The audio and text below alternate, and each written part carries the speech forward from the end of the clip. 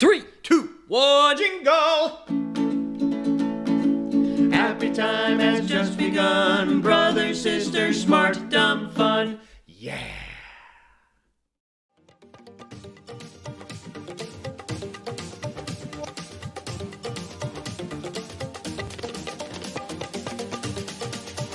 What's up, Ann Brothers?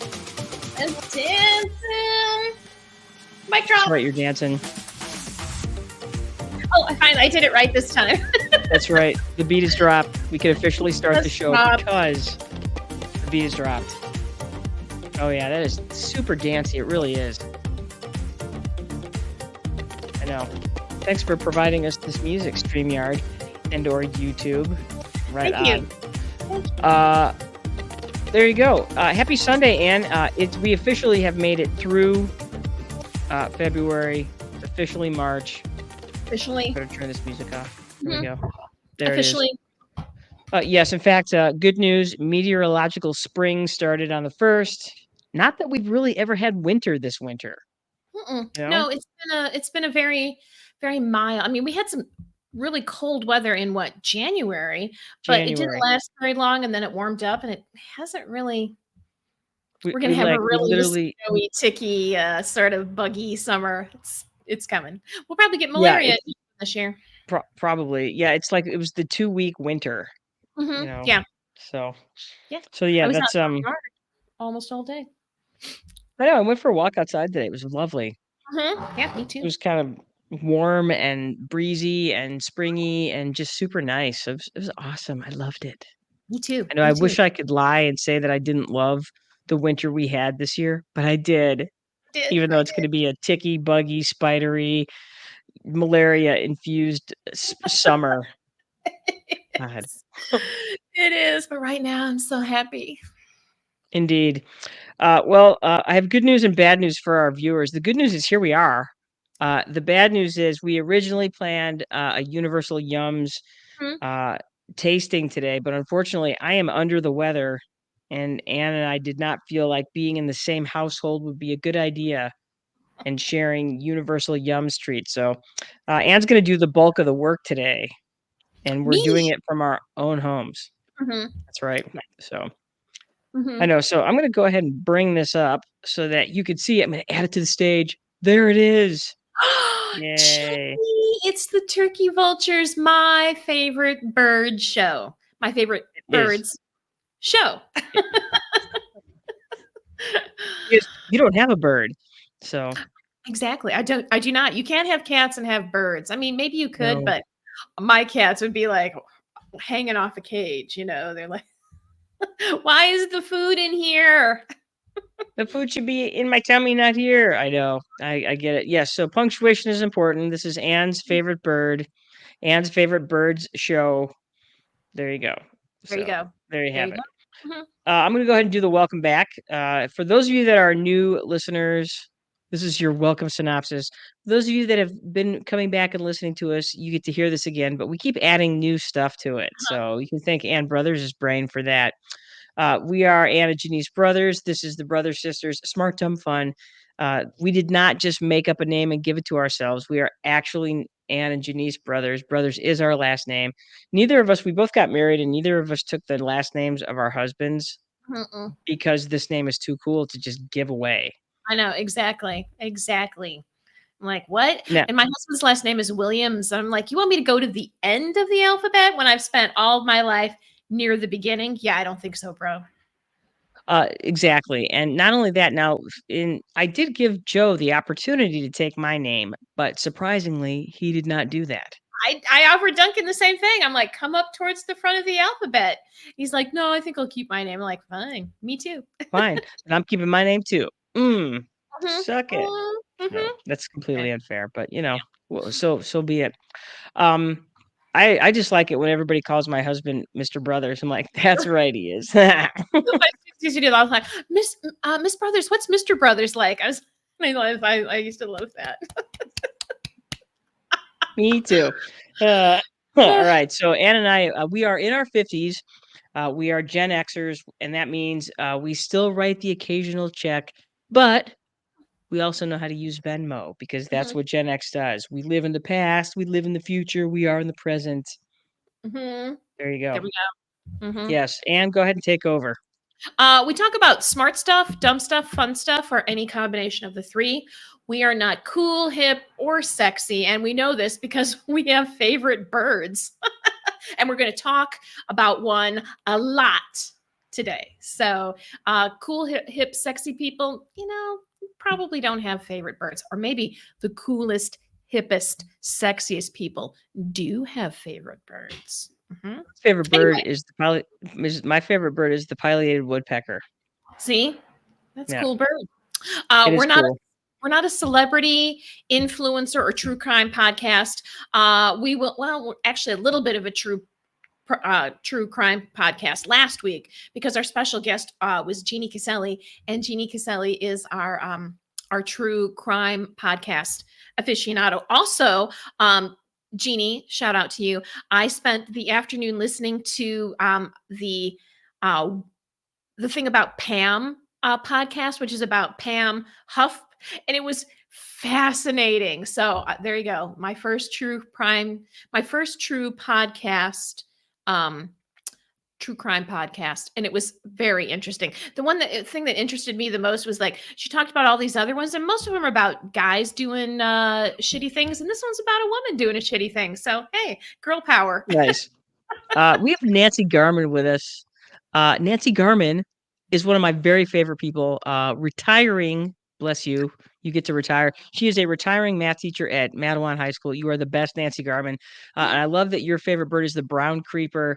It only moves up on a tree, never down. That is how I want to travel. Up.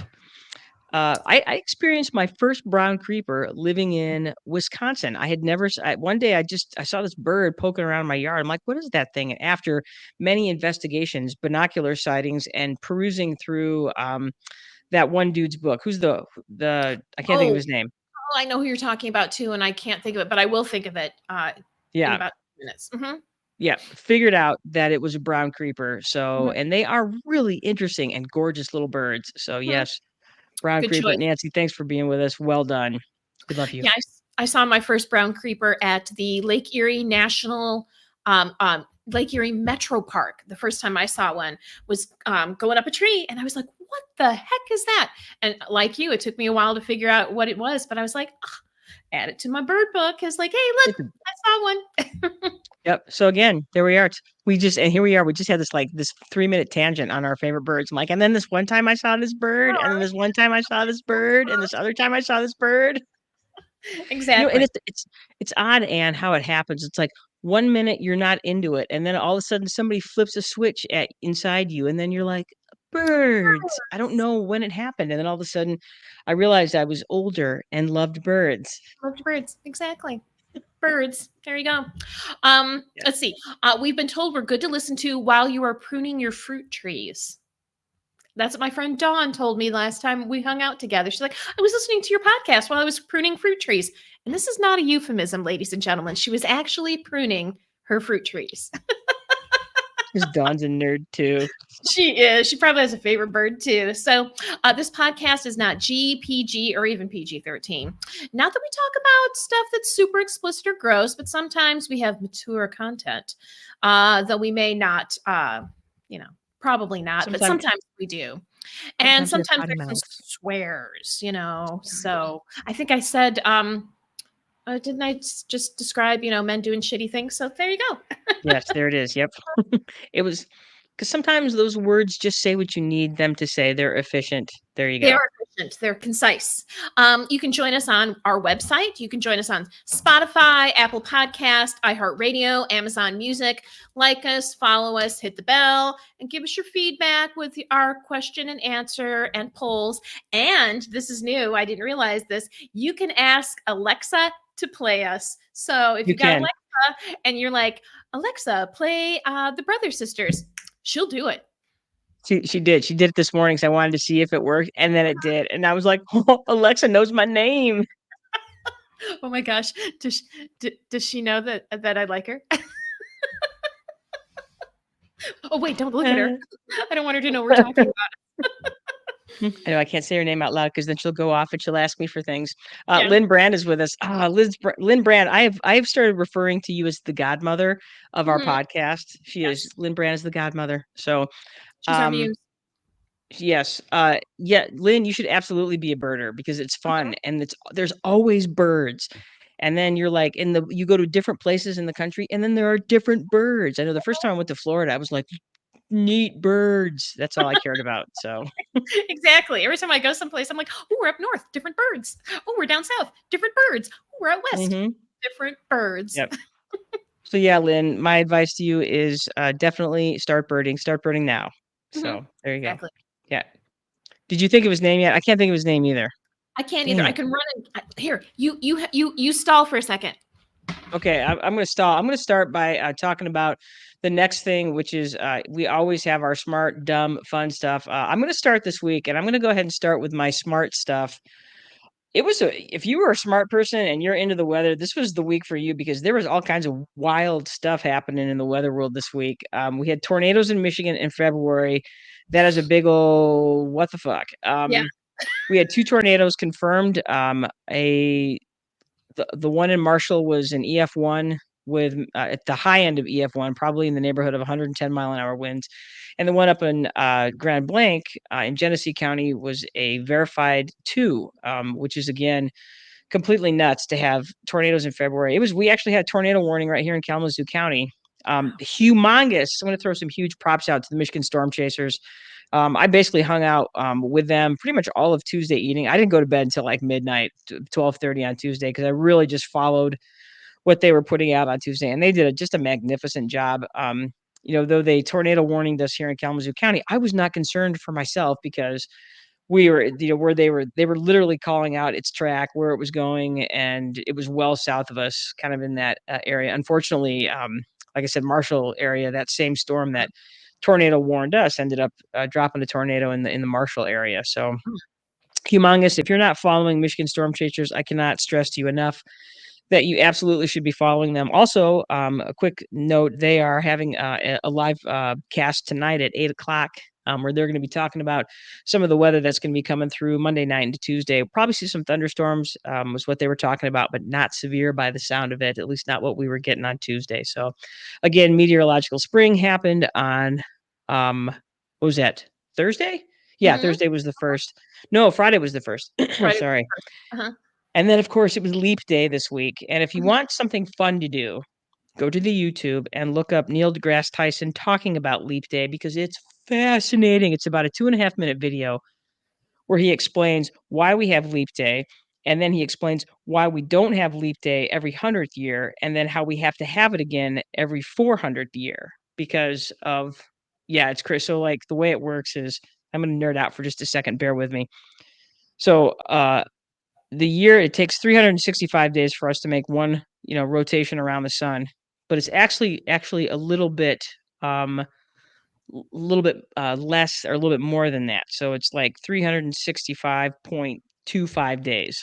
So at the end of 4 years, we have to add a day to make up for that. But then what happens is that on the 100th year, we have too much time. So on the 100th year, on what should be a leap year, we don't. It just stays a regular year, except every 400 years, you have to put that day back so you get a leap year back. So, for instance, the year 2000, we should not have had a leap day, but because it also happened to be the 400th year, it was a leap day year. I know, right? What now? What now with the what now? What now? Wait, hang on.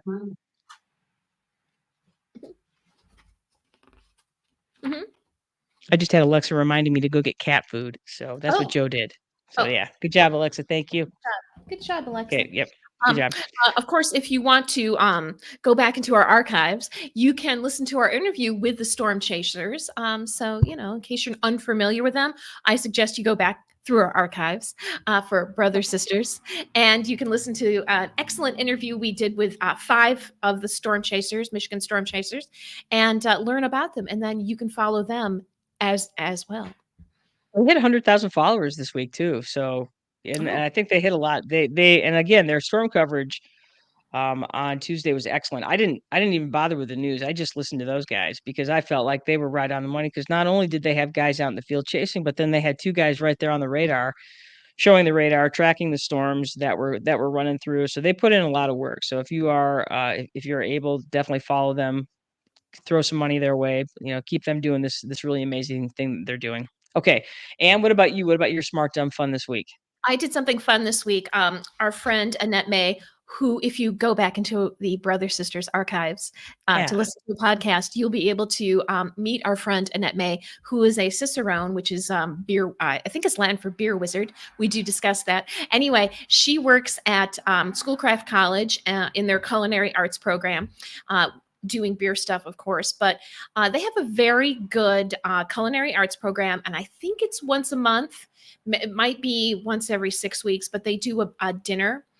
And Annette invites a group of us, probably once a season, to go and have dinner there.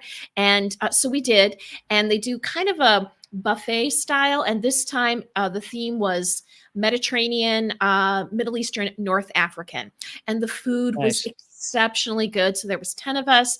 We had fun. We laughed. We ate amazing food. We drank amazing beer. My favorite thing was one of the desserts. It was dates that had been cut open and stuffed with chopped cashews, and then with a bit of chocolate on it and some sea salt and gold leaf, of course. I could eat my body weight in those. And I mean, everything was delicious. So that was amazing. A fun thing to do. So if you're in the Livonia area. I want to go to that next time. I want to go. So if you're in the Livonia area, that's where the Schoolcraft College is. Their culinary arts program, they have an American Harvest Brew Pub, which is open, I think, all the time. And then about once every month or every 6 weeks, they do this dinner. You can get reservations and go.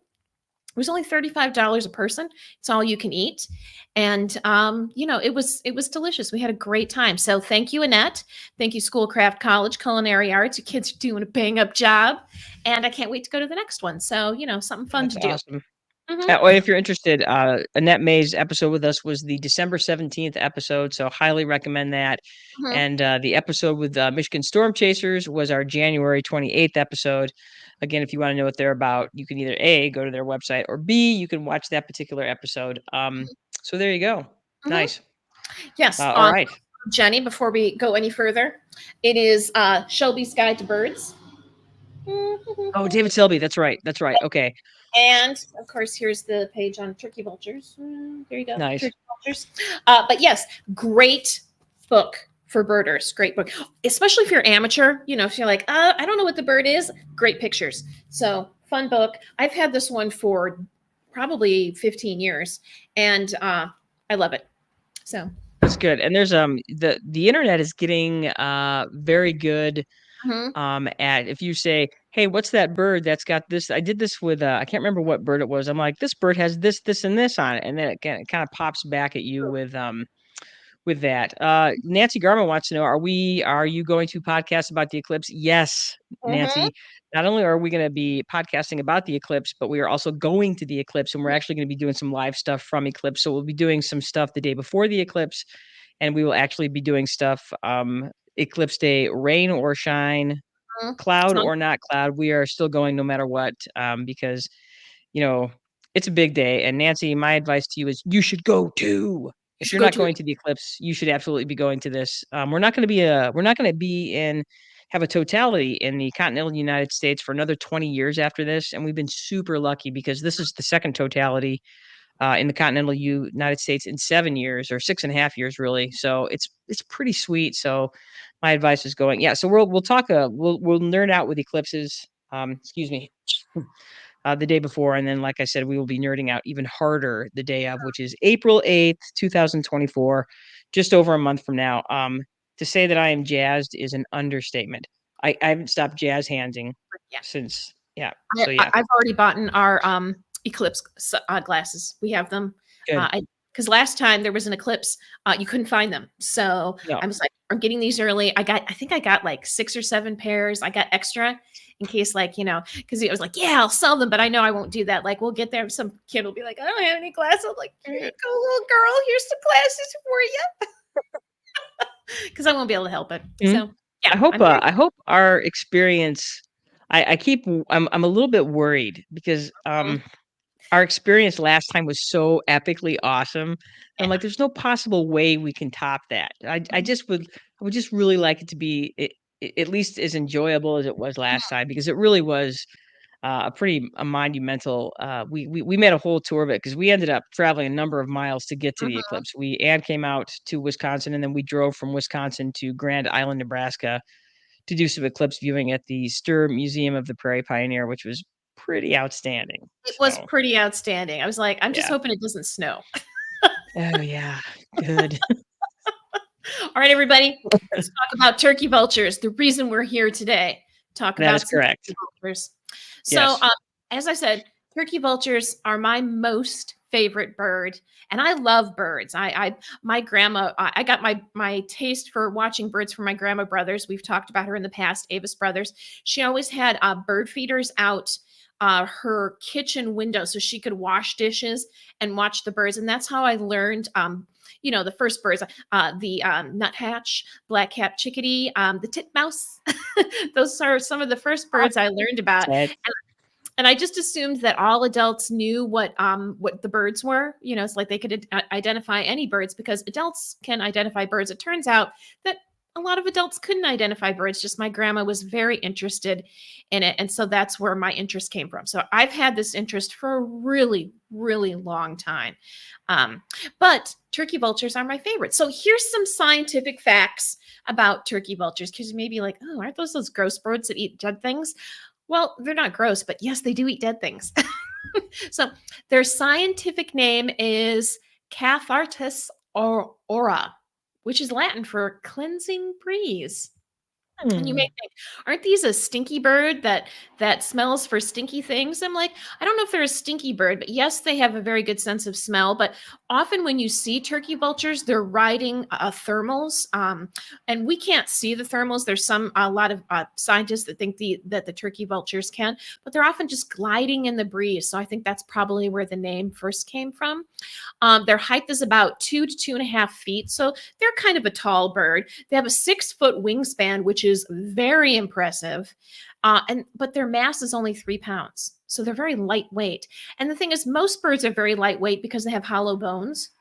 So, that's, one of the reasons why they can fly. It's because they don't weigh very much. So, but you also think of it too as like, this is a bird that's tall and has this big wingspan, but it only weighs 3 pounds. So it doesn't have a lot of muscle. So the more gliding you can do, the more energy you can save, the further you can go. So that's also quite impressive. You see with a lot of like larger birds like raptors or geese or even blue herons, they are constantly flapping.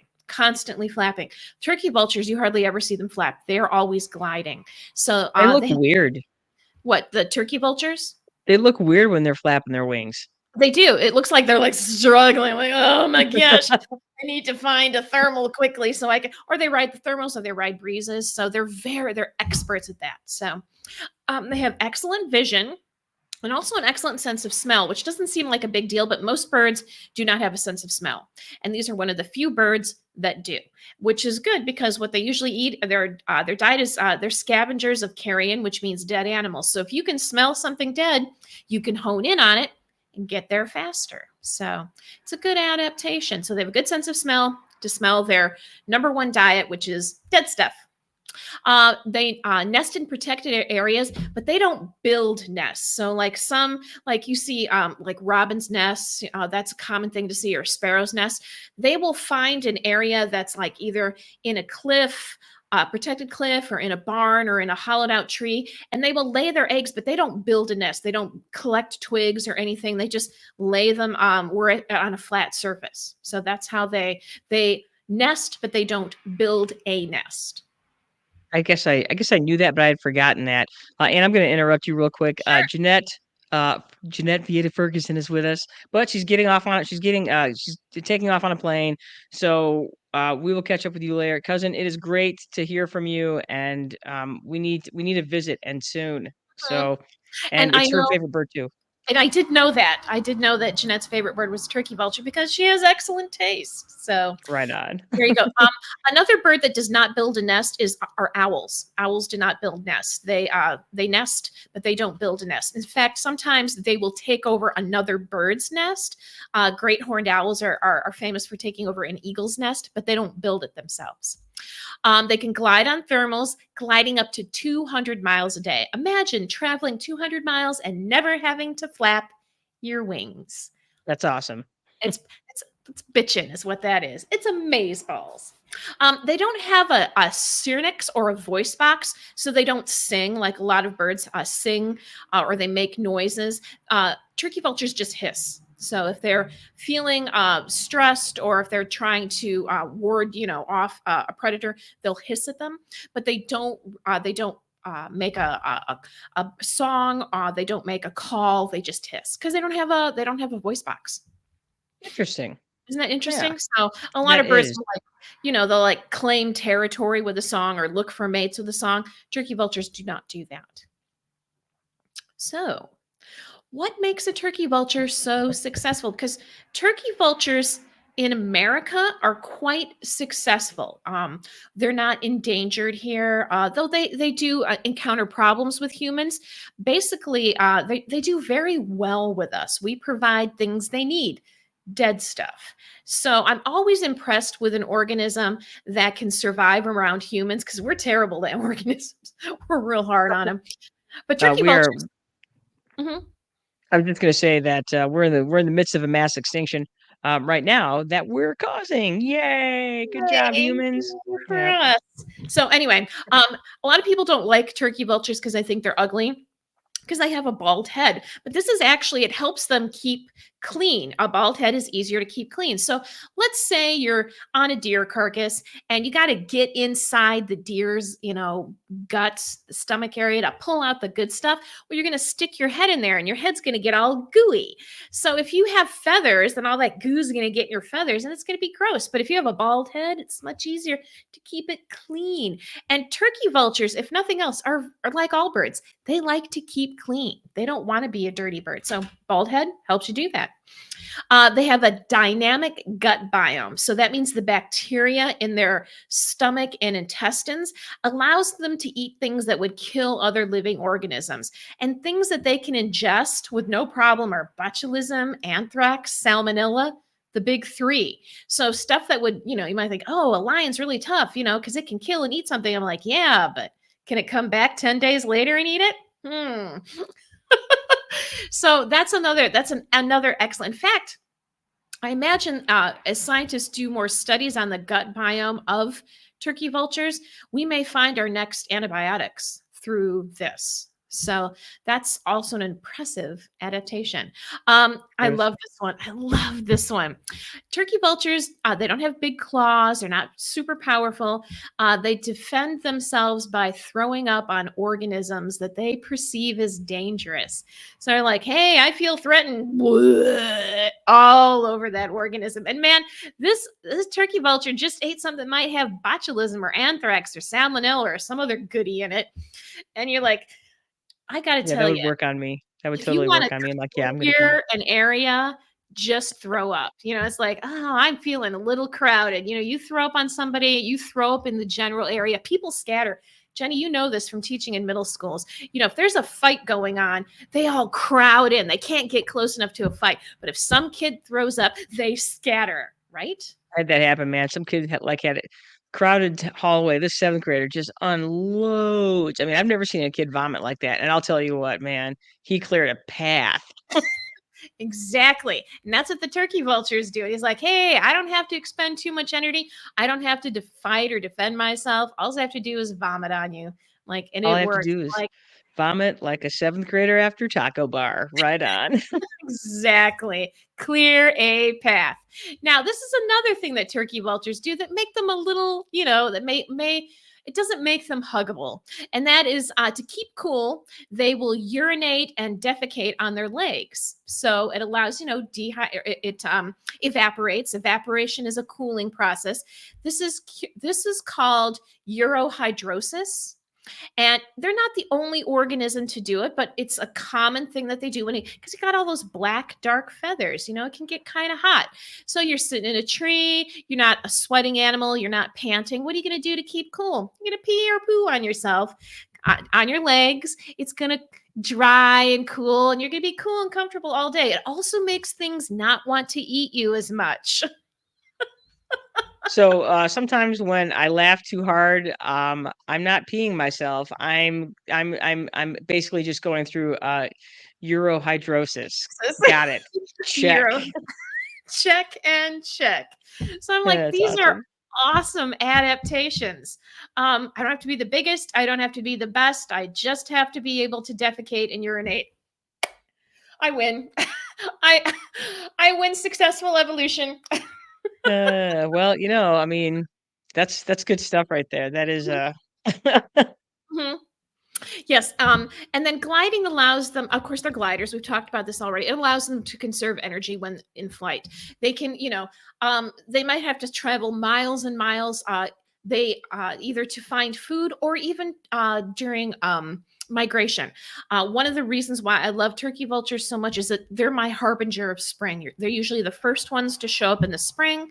So I'm always excited about that. And some of them may come from Central America. So that's a very long flight. And if you could do it with as few flappings of your wings as possible, it's a great adaptation. You're still going to be tired, but you're going to get to a place less tired than an organism that was, flapping their arms for days at a time. So yeah, these are some of their successful adaptations that make them unique and lovable.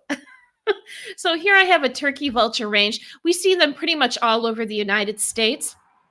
The kind of purplish color is their year-round. That's where they hang out all year. So we have them down south, Mexico, Central America, parts of California. They hang out there all year.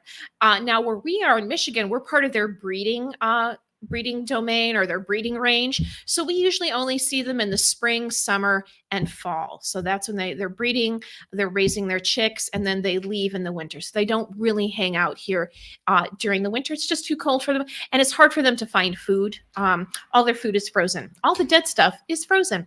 So when they come back in the spring, there's all this, we got a couple dead deer around here that have been attracting some turkey vultures. And I got to tell you, they've been dead a long time, but they got frozen. So it was like, hey, defrosting. It's just like if you buy your meat at Costco and then put it in the freezer, portion it and put it in the freezer, and then it's ready to eat after a while. Exactly. So that's what, so this is their range. So we are starting to see them now in Michigan. Usually, late February into March is when you first start to see them, but they're really going to start kicking in. We'll start seeing them a lot more in April and May. So that's when, and then we'll see them all summer long into the fall. And then we'll start seeing them leaving again too. And probably about September, October. Some of them hang out. You'll see a few hang out until November, but most of them get out of Dodge while they still have plenty of time. So yeah. I feel like they never left this winter. I was seeing him back in January, in our travels to Battle Creek to go to Horrocks that, I'm like, I saw a turkey vulture and I had to look twice. I'm like, did I just see what I thought I just saw? So it's weird. Yeah, I saw turkey vulture in December, which was unusual. But you know what else I saw a couple times this winter was blue herons. I saw blue herons in December and January, which makes me think that they were here all year. So yeah, it's crazy. As long as, there you go. So you may have seen a turkey vulture doing this. It's called a horlictic pose. And they'll do this. They'll spread their wings out really big. Usually when they're sitting in a tree or sometimes on a pole, on a light pole or something, they'll spread their wings out. And there might be in a tree, you might see, 20 turkey vultures all doing this, or maybe they're on top of a building. They're doing it to dry their wings. So often you see this after rain. You'll see them all doing this after a thunderstorm or it's rained. They're doing it to warm their body, and they're also doing to bake off bacteria. So, of course, they expose their feathers to a lot of bacteria because of their diet. So this way the sun gets a chance to ultravioletly, kill some bacteria, stuff that usually living inside something, is protected from the sun. This way they can, they're doing a bunch of stuff. They're like, hey, soaking up some heat, drying their wings, That's cool. taking a sun bath.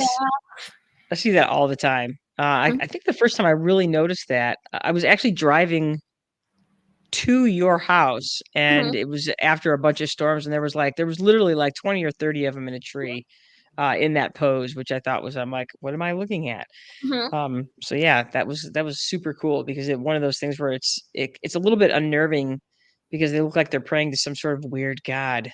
So, They are the sun, and lots of birds will do this. It's just usually when you see turkey vultures doing it, they're such a big bird, and it's not unusual for them to hang out in close quarters together. Like with raptors, they're quite solitary, but turkey vultures will all hang out in a tree together. They're used to, they're all coming together often to feed. So they are a little more tolerant of close quarters of other members of their species. So you'll see often groups doing this. So it can stand out more. Cool. Really cool. Now, a lot of people, especially I remember learning this, they get classified as raptors because they're big. They have that big pointed beak. They do have big claws. So it's easy to think that they're like related to hawks or eagles or owls, but actually they're related to storks. So yeah, not something that we see a lot of here in Michigan. We do see some stork species way south of us, often in Florida, maybe along the Gulf Coast, but we don't think we see a lot of stork species here in Michigan, but we actually, the turkey vulture is related. All vultures are related into the stork family. So they're I not. saw my first stork in Florida. Yeah, that's usually, we don't get them up here in Michigan very often unless something's going on and they get lost. But yeah, we usually don't. They like it warmer. So I have a question for you. What's in terms of size difference, which is bigger, the black vulture or the turkey vulture? They're about the same. One of the things that turkey vultures, turkey vultures have never been documented killing an animal. They stick strictly to stuff that's already dead, where there has been some documentation of black vultures killing young livestock. So that's one of the things. They are really about the same size. In fact, you often in areas where you see black vultures, we don't really get them here in Michigan, but down south, they're often hanging out together. So, and they're about the same size. Yeah, because like I said, in on the rare occasions that I've been in Florida, I was at the Everglades, and I saw my first black vultures there, and they are impressive. That's for sure. Yeah, they are. The first time I saw a black vulture was when we were down south, and I got a really good look at them when we were in Texas. One of the ways that you can identify turkey vultures when they're flying is that splayed feathers at the end. And you'll notice if you are watching this, if you're listening to it, excellent. That's how I usually experience us. But if you're watching this video, I do have a picture of a stork up there in the upper right-hand corner, and you'll notice those splayed feathers as well on that bird. So that is a common feature of storks, is that splayed feathering, almost like fingers at the end of their wings when they are gliding. So that's how, like, sometimes you'll see a big bird gliding and you're like, vulture, turkey vulture, hawk, or eagle. And I always look for those splayed feathers first. That's my first indication that I'm looking at a turkey vulture and not a raptor. Well, and that's what I did when I was looking at that big bird that I saw outside of Battle Creek in late January. I thought it was an eagle until I saw its wings, and then I saw the little finger feathers. I'm like, that's a turkey vulture. What's he doing here? Yeah, that's usually when I get when I'm first looking, I was like, am I looking at a bald eagle or am I looking at a turkey vulture? Because they both have really dynamic wingspans. So yeah, it's either one of those two. And that, again, splayed fingers, la la la, and that's kind of that's a stork thing. Stork. There you go. Love it. Turkey vulture predators. Turkey vultures, I'm going to say this with a caveat at the end. So turkey vultures don't really have something that preys on them consistently. And that's because it eats deadly food, it throws up on threats, it secretes waste on itself. This is all very discouraging to a predator. You would have to be crazy or desperate to eat one. Having said that, desperate times, Eagles have been known to take turkey vultures. Great horned owls have been known to take turkey vultures, even red-tailed hawks. But it's very unusual because, you're like, oh, isn't there anything else? It's like when you get to the end of the stuff in the refrigerator, I was like, oh, huh. Where you're like, I'm not sure how long this has been in the refrigerator, but there's nothing else, so I'm going to risk it. I'm going to risk it. Exactly. And that's what the turkey vulture is as prey. It's like, it's either this or starve. So, so again, it's not like it's, nothing ever preys on it, but it's not the first, kind of like a skunk, not my first choice. So do what you got to do. We humans are both harmful and beneficial to turkey vultures, and we're beneficial in that we run over other animals and give them food. So, they'll often hang out near freeways or near busy intersections, any place where there's, roadkill. We do supply a lot of good roadkill to them. We're also harmful because the same thing that we use to make roadkill, we can make roadkill out of them. So it can happen where a turkey vulture gets hit by a car. That is not an uncommon thing. Also, lead shot. If you are a hunter and you're using lead shot and you're leaving like those lead waste in the in the forest, like let's say you kill a deer and you gut it and you leave the guts along with the lead shot in the guts, the turkey vultures aren't picking out the lead shot, they're eating it, and then they get lead poisoning, which is deadly. So that's another area where they are we're helping them. We're probably their worst predators, and because of our carelessness. We're the worst again.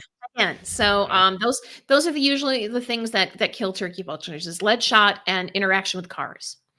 Gotcha. Why are turkey vultures my favorite bird? They're my favorite bird because, like I said, that's my first sign of spring. Turkey vultures and red-winged blackbirds. Those are the things I look for, and I'll go super excited on the first day that I see a turkey vulture gliding across the sky. So happy. They migrate hundreds, if not thousands of miles, and are one of the first species of birds to come back in the spring, often in early March. We both saw them in February this year. That's when I really started to see them. So they were back a little bit early this year. I'm hoping they know something we don't know, and that early spring. How can I not appreciate an animal that actually does well around humans? Skunks, possums, raccoons, rats. Well, they all do well around us. If we don't like them, we have to ask ourselves, what are we doing that makes these animals so successful around us? So anyway, I have some thoughts on that. Exactly. I love their survival adaptations. I think they're amazing. I think, we love the big bad animals, and the super cute animals, but dang, if this bird hasn't worked it out, very impressive. I love watching them glide across the sky. And in fact, if anybody knows where I can get a turkey vulture kite, a kite that looks like a turkey vulture that I can fly around and pretend that I'm the turkey vulture, I would love that. I have been looking for a turkey vulture kite forever. Nobody makes them because everybody thinks, why would you want a turkey vulture kite? Because they're cool. So why would you want a turkey vulture when you can have a hedgehog? But I don't want hedgehogs can't fly, so I want a turkey. But they're adorable. Of course, they're adorbs, but so is a turkey vulture. They are shy, and when I see one close up, I feel lucky. This one path I walk around my house, there's a barn, an old barn, and at least once every spring, I see a turkey vulture poking out of the top of the barn, and I'm pretty sure that she's nesting up there. And I just think that's cool. Or I'll see one. Last year, I saw one sitting on top of a light pole, and the turkey vulture was pruning, and doing all this, shaking out its feathers, and I was like trying to be very quiet. I was like, I didn't want to stop because I didn't want to freak it out. I was like, I'm walking slowly. Don't pay attention to me. I'm going to stare at you while I walk. I just feel really lucky when I get to see one because they're shy and reserved. They're not interested in me in the least. And they shouldn't be because humans are terrible. But I feel really lucky when I get to see one up close. And I have a soft spot for misunderstood animals. I love bats. I love spiders. I love snakes. I love turkey vultures. Why? Because they're important. and they don't have to do anything for us to be amazing. So I think they're amazing. So I love you, Turkey Vultures. Good job, Turkey Vultures. You're amazing. Amazing. So because turkey vultures are not the most popular animal, it's hard to find books about them. But I found one a couple years ago. I was so excited, and it's Katie Fallon. It's Vultures: The Private Life of an Unloved Bird. It's an amazing book. She talks to a number of people who are turkey vulture advocates and who work at making sure that they are kept safe. And it's just a really, really good book. It talks a lot about turkey vultures and their adaptations. She spends a lot of time in Pennsylvania because Pennsylvania has a lot of protected cliffs because it's part of the mountains. And so there's a lot of turkey vultures that like to hang out there, and so she spends a lot of time with the birds, and she's a big fan. And I love a fangirl. I love a turkey vulture fangirl. So if you're looking for a book that is very accessible for anybody, let's say 7th grade or up, this is a great book. Really smart 5th grader. Cool. Yeah, it's not very long. It has great pictures. And when I say not very long, it's less than 250 pages, great pictures.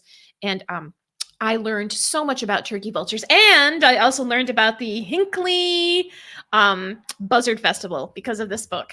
So Hinckley, Ohio actually has a Buzzard Day. And actually, it's a Turkey Vulture Day, but it's been going on for over 100 years. And at the time that this started happening, they called them buzzards. So Hinckley, Ohio, Buzzard Day.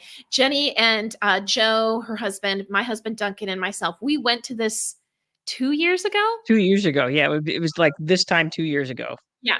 And it was fun, and I learned about it from this book. And I talked to a number of people who learned about. There's like, this is a thing, Jenny. This is a thing. It's been on like the Today Show and Sunday Morning. So we went this year. It's on Sunday, March 24th. So it's actually a week later than it usually is. But I think that's their new thing. They're making it a little bit later. It's a mass gathering of turkey vultures on their migration north. Now, we didn't find it to be a mass gathering of turkey vultures. We found it to be a mass gathering of turkey vulture enthusiasts. We saw some turkey vultures, but it was still a little early for them. But I didn't realize most of my experience with Ohio is very northern Ohio, next to Lake Erie, and it's a very flat wetland sort of area. It's quite beautiful, but I didn't realize how hilly and cliffy. I guess is that a term that a lot of Ohio is. And so one of the things that makes Hinckley so attractive to turkey vultures is there's all these cliffs, these protected cliffs where they like to have nests where they will nest. So that's why this place, one of the reasons why this place is so popular. So there's hiking, there's lectures, there's turkey vulture observations, there's turkey vulture inspired souvenirs, and all you can eat pancakes. And I just wanted to point out that the pancake breakfast that they have on Sunday morning, these people have that down to a science. Mm-hmm. It was impressive. It was. And the pancakes were good, and the sausage was good. Yeah, the sausage is a thing, because when I was ordering our tickets for the pancake breakfast, they're like, "Do you want an extra sausage coupon?" And I was like, yes. If they ask, if you decide to go and they ask you that question, the answer is yes. I want the extra sausage coupon. Exactly. So yeah, we'll see you there next year, folks. I would suggest that Jenny and I go back this year, but we actually have plans on March 24th this year, unfortunately. Well, fortunately for us, we're very excited. Yeah, yes. Exactly. But maybe next year you will see Jenny and I back at Hinckley, Ohio for the Buzzard Day, because I need a new t-shirt. I would love to go back. I thought it was a blast. Yeah. Me too. Me too. Sure. I loved it. Yeah. So it's fun. It's, it's just like, how can you not like hanging out with other people who love turkey vultures? It is. It's like well, it was cool because it really is, all shapes and sizes, young and old. And that's one of the things I liked about it, was that there was a little bit of everybody there that was interested. And like one of the things they had other birds that were there as well, which was, again, super cool. So it's a thing. And it was kind of a rainy weekend weekend that we went, but it was still well attended and, just really fun, really cool. Yeah. Yeah, it was a great time, and I'd wanted to go for a couple of years, and we'd actually planned on going in 2020, but guess what happened in 2020 in the spring of March? Yeah. The Yeah, world stopped. everything went to shit, so So we had to wait a couple of years, but I finally got to go, and I can't wait to go back because, small town stuff. It was small great. town stuff is fun. Mhm. So, for sure. So next week, hoping that we're both healthy, Jenny and I will be together so that we can do our Universal Yums from South Korea. I got the box on Friday. I went through it, and yeah, it'll be fun, Jenny Awesome. brother. Hmm. Yes, I think that will be mucho fun. So yeah, plan on us doing that unless something happens, because everybody's sick right now. And if I end up giving this to Joe, I'll come your way, Anne, and then Okay, you won't have to come to the house of illness. So, but the if house. somehow Joe doesn't get this, then you know, either way, everybody wins. So Everybody wins there you go. exactly. Uh, yeah, and I also felt it was important that we talk to the people about this. So we were hoping next week to do our Roadhouse past and present. Unfortunately, I read the release date wrong. It does release on March 8th, but that's at the South by Southwest Festival down in Austin. And so that releases then. For us unwashed masses, we have to wait until the 21st, I think. Or So maybe it's, yeah, I want to say the 21st or 20. Anyway, we have to wait till almost the end of the month before we get to see the new Roadhouse. I have a So, question. South yeah. by Southwest? Really? Isn't that like for like art films and stuff like that? I'm like, this is an art house film? What the hell? Jenny, don't ask me. Nobody asked me. But when I reread Uh, that, I was like, oh, is that a joke? well, and okay, and here's the good news. The good news is we will have Chip Maley with us, Mhm. our crack entertainment expert, Chip Maley, who has never actually seen the original Roadhouse. So we are now forcing him to watch the original Roadhouse so that he can also watch the second Roadhouse and compare and contrast with us. I know, Chip, we're friends. Friends don't make friends watch Roadhouse, but here we are. But here we are. Exactly. So we're going to be doing that in April. So don't, if you were wondering when we were going to talk about Roadhouse, the past and the present, don't worry, it is coming in April. So Good yeah, job picking out shirtless pictures of both Patrick Swayze at the height of his powers and Jake Gyllenhaal yeah. apparently also at the height of his powers. So, Also, I was like, hubba hubba. look at you using the old terminology for something sexy. Exactly. They're both sex boys. So anyway, if there's no other reason to watch those movies, here's your reason right here. Da- Hubba hubba. Yeah, hubba it's a hubba. lot of meat in that picture. Yep. It So, is. There's a lot going on. So, ladies and gentlemen, boys and girls, everybody, all peoples great and small, you can support the brothers sisters for free. A great way to support us without having to drop a dime is to please like, follow, subscribe to us on Spotify, YouTube, Instagram, Facebook, Apple Podcast, iHeartRadio, and Amazon Music. And who was it? Our friend Chip, who is going to be on our show when we talk about the Roadhouses. I believe he's listening to us now on iHeartRadio. He was very excited about that. So yay! So you can find us on iHeartRadio. Ask Alexa; she'll tune you in. It yes. costs you nothing. Clicking costs you nothing, and it brings you so much joy. So put the word out to your friends and family, and like, follow, subscribe. It won't cost them anything either. Tell them, hey, tell them to tell their friends. Like, follow, And subscribe. They can spread the we've word. got we have an action-packed March. We have lots of guests coming for March. We have like I said, we got Universal Yums next week. We're going to Chicago. We're going to be doing some live broadcasts from Chicago. We're going to be food touring. We've got Kristen Britt, a state lawyer. We've got Bailey Sisnoy, who's going to be from Detroit History Club. So yeah, it is going to be action packed in the month of March. Action packed. Oh, you know what? It's That's funny, right. Jenny, because Jeannie said that our guest from last week, Jeannie Caselli, said that we need to have something that we end our show with. And when Chip texted me about the iHeartRadio, his last thing was like, "We're heroes. You're welcome." I think that should be our closing, our tagline for closing. We're heroes. Yeah. You're welcome. You're welcome. Yeah, Chip, leave it to Chip to come up with that fantastic line. Yeah. What was yours, Anne? We're tired and we're going to bed. Exactly. It's dark out. I'm going to bed. Actually, Well, we're heroes. You're welcome was mine. It was just like he was pointing that. I was like, oh yeah, that would be a good way to end it. that would be a good one. And besides, we are springing forward next week, so it won't be as dark out when you go to bed. So now you're gonna have to stay up later because it will be lighter later. So And there it's you go. easier for me to stay up. I want to. I think I always hear people complaining about when we spring forward. I love it. I want it to be lighter more. So I actually like it. But yay, more light. I don't have to go to bed so early.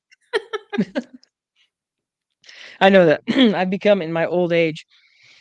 I tend to go to bed pretty early anyway, but now as an older person, if the sun goes down, I go to bed pretty early still. So it's that Crestone phenomenon. If you've ever spent time in Crestone, Colorado, as soon as the sun goes down, you want to go to bed. It's the weirdest thing. So yep. It's like, I'm tired. I have to go to bed. So well, and brothers. Excellent work. This was an excellent show on Turkey Vultures. Way to bring it, especially since you didn't make me talk as much. So yay, that was amazing. Jenny Brothers, I love to do shows about stuff I like, and I like Turkey Vultures. I know. I'm gearing up for the Eclipse show. I cannot wait. I've already got it done. We did an Eclipse show a number of years ago. Hang on a second. I have to mute myself because I have to clear my throat. Yeah, we did when we went out in 2017. We did that was the first time. That was the first time we broadcast together. That was the impetus for all of that. Laura Walker Davidson, I'm talking to you. This is your fault. But I did a follow-up show on eclipses later, and so I'm dusting that thing off, and I can't wait. It's also one of the things that I will post before the eclipse is literally the greatest 4-minute video ever created about eclipses from Vox. That is spectacular. So it really does a fantastic job of explaining everything. And then I will do the same. And then we're going to go eclipsing and it's going to be amazing. So it is going to be that's coming up 4 weeks, pretty much 4 weeks from 3 weeks, 4 weeks. 4 weeks from today, give or take. We'll be getting ready to do that. So, but yeah, great show. Great work today, Anne. And I'm gonna turn on our super. Hang on, I'm gonna throw that in the background, and I'm gonna turn on our super awesome escape music. You ready? I am ready. Wow. I would like to escape. Reminds me of Roadhouse, the original Roadhouse, because the Jeff Healey band provides a lot of the soundtrack for Roadhouse. So I thought that was fitting that we would end with this rockin' music. It is. It's WWXYZ, the jam. Oh, hooray! That's right. So this is Janice / Jenny Brothers. With me, as always, is and Brothers. We're heroes. You're welcome. Such a good line. I love that. Okay, that's our official closing line. All right, guys. We will see you next week for Universal Yums. Peace out. Bye.